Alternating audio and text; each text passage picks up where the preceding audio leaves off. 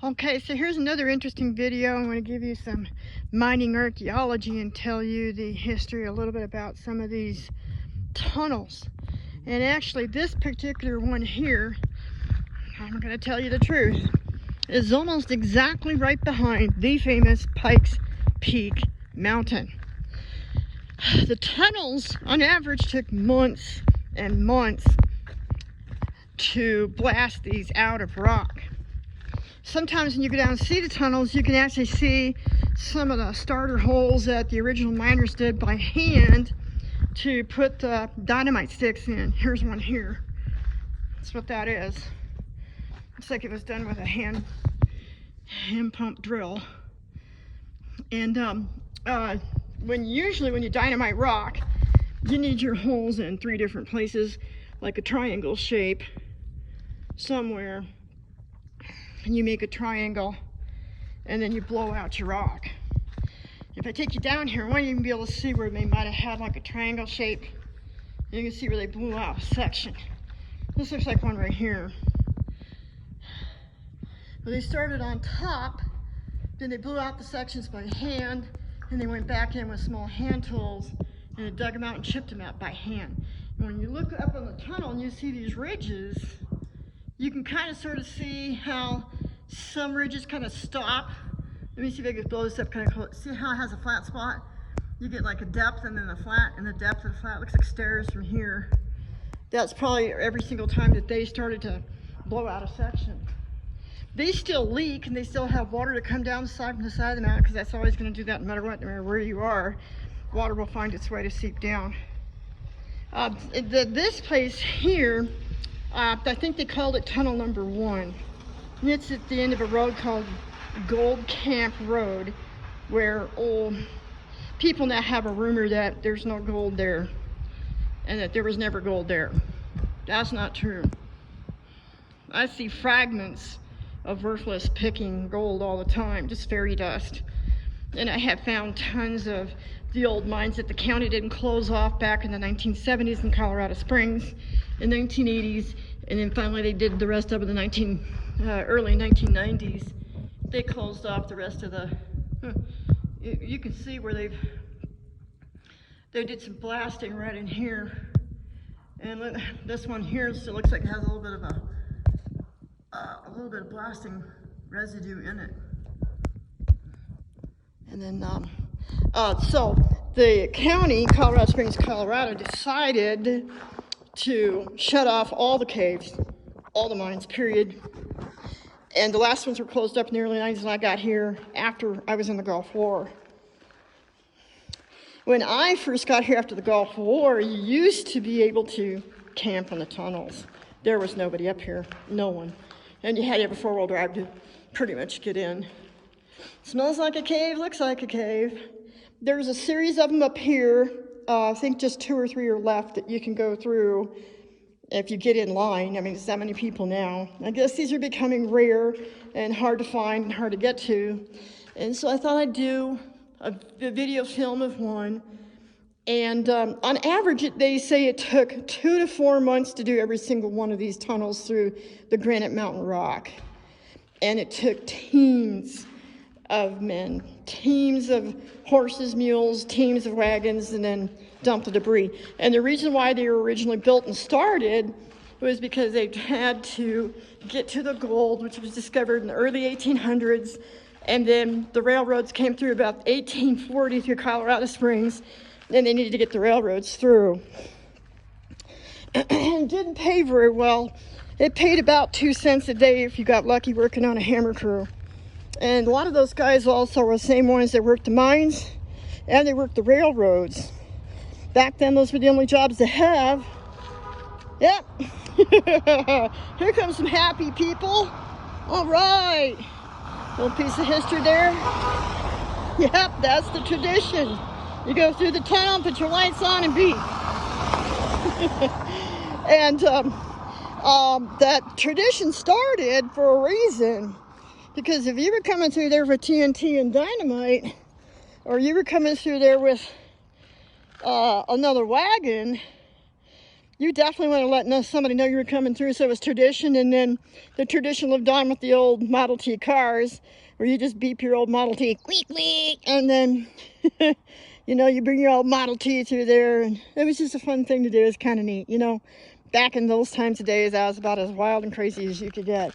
This year, we've got a lot of wildflowers out, and I've been living in Colorado the entire time since I got out of the Gulf War. I got out about 1991, and I got, this might seem stupid, but here's one of the famous Rocky Mountain flowers right here. This is the first time since I have lived here. We've had so much snow and so much rain that there's flowers everywhere in 30 years. So anyhow, I want to talk about the tunnels, show some tunnels, show some activity and some people and some stuff, because I wanted this memory also for me. So I'm putting this on here for you so you can take a look at it. And then let me see what else I was going to tell about history. Let me see, I don't want to forget anything. Well, it was really difficult to go up and over mountains in the 1800s. So a lot of tunnel building was done. Trestles for trains. I have seen some stuff that would blow your mind that men did. And some, I'm going to say this, some women, not a lot, but some women also did too, because it was a job and it paid money. And you wanted to survive, you wanted to live, because you can't get nothing for free. To put the railroads in, the trestles in, the bridges in, alongside this, I mean, literally on the sides of mountains. I'm literally on the side. This is an old 1800s trail right back up in here too. You can't get up there and do nothing no more. They blocked that off a long time ago. They sure used to love the four-wheel to drive up and down in there. See if you can see some leftover debris. That might be an old mine right up there, because it's awfully shallow for a rock slide, so this probably is what's left over of an old mine. Well, we used to be able to four-wheel drive back up in there. I did get to go. I did. It was a very rough road. And I had a huge four-wheel drive Chevy 350 4-bolt main, 268 RV cam, 350, yeah, 4-bolt, yeah, it was 350, yeah, 4-inch Rancho lift. It was a half-ton. I swapped it out, put 3/4 ton ports on it, and it was really rough to get up and down, in and out. Like I hear in the 90s, here's some fireplace down there. It's leftover fireplace. I don't know if you can see it in this photo. There it is, right below the tree. I told you, look for meadows. You're going to find interesting stuff.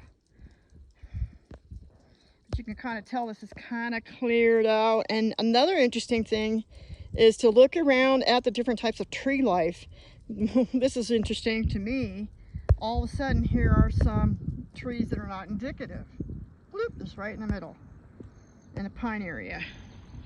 So there's probably a cabin down there, a ranch, who knows. But I think this is all mining, because I've seen so much of it. And you had to live someplace near your mine. Keep an eye on it, keep it from being robbed. I'll tell you some very interesting stories as we go on and later on do this channel, because I think it's part of history. It is part of archaeology. I do have my PhD forensic archaeology.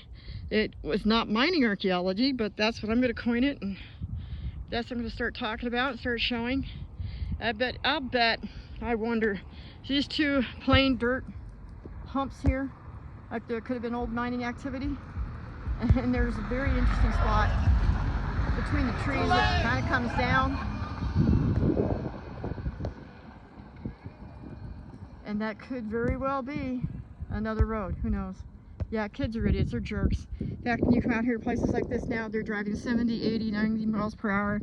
Friends of mine tell me that they have to rescue these children constantly in their new cars because they're fucking idiots and retards, and they go out in the middle of nowhere in their new cars, and then they call for help because they've rolled the car over the side, they popped the tires, they bent rims. They're just children with money. They don't know any better. Nobody ever taught them. Parents were smart enough to say, you know what, you want to go do some real four-wheeling? You get a real four-wheel drive with a real frame. I think that's the memorial over there. That little stick. Believe it or not, see that stick thing right there? Very famous Western movie star. Now I can't remember his name. It's right behind the Colorado Springs, Colorado Zoo up on the mountain. And it's a mountain over from famous NORAD Cheyenne Mountain. Oh, God, I can't remember the name of this Western actor's name. Very famous. Roy Rogers? I think that's the Roy Rogers. I don't know why. I've been here a long time and I've read a lot of stuff. I've read a lot of books and just weird, interesting, weird, strange shit went on. I think they should have done one for Wild Bill Hickok, Buffalo Bill, because they're the ones that ripped him off and pretty much killed him. Colorado did. They stole everything he had. It's a horrible thing. You should see the movie sometime. The real movie about Wild Bill Hickok, Buffalo Bill. Yeah, they ripped off his real estate, and then somebody stole his horse. Oh yeah. Then they got caught trying to sell the horse for $10,000, and by then, word in the mail hit the Pony Express, made its way to Nebraska, where he was from. It was about 1888, and people in Nebraska found out, took the trains to Colorado to come get him and get his horse back. Oh yeah. Colorado's been a shithole a long time. I think it's a very neat, very awesome, very fabulous place for fun, neat, interesting archaeological, historical type things to do. But the people here suck. They don't care about anybody or anything. I'll show you. New kids recently, just out spray painting.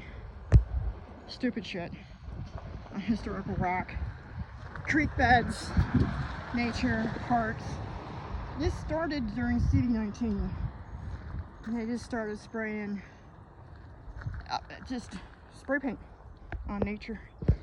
I'm looking down over the edge here and it looks like a whole buildup.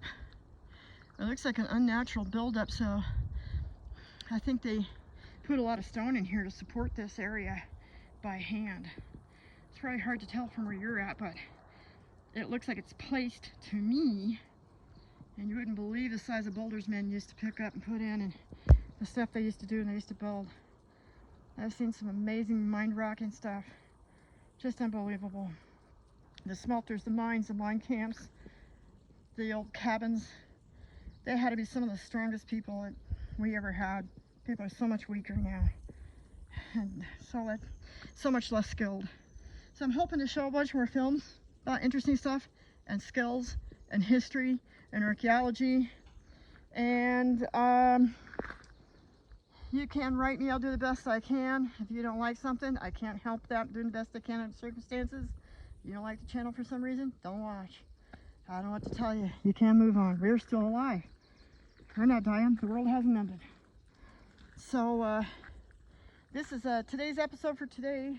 I don't think there's any more spots I'm going to be going to try to get this done.